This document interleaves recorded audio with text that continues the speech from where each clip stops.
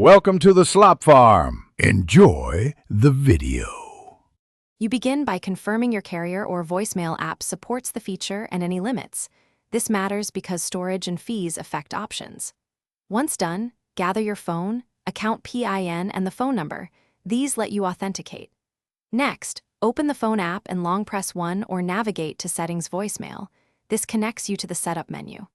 Make sure to follow prompts immediately to avoid timeouts and listen for menu numbers before choosing an option. You now set the personal details that callers hear and the security that protects your messages. First, record a concise greeting, speak slowly, state your name, and keep it under 20 seconds so callers don't hang up. Then choose a 4-6-digit PIN, make it memorable but not guessable, and confirm it when prompted. After that, enable visual voicemail or transcription if available, because these features speed retrieval and searching. Finally, save changes and exit the setup. You finish by validating the system. Place a call to your own number from a different phone, leave a brief test message, and hang up.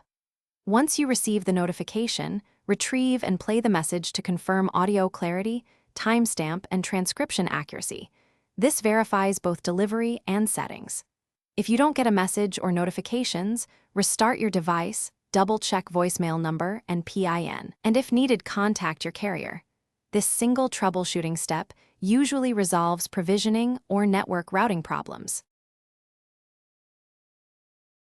Thanks for watching. Consider subscribing if we helped you today.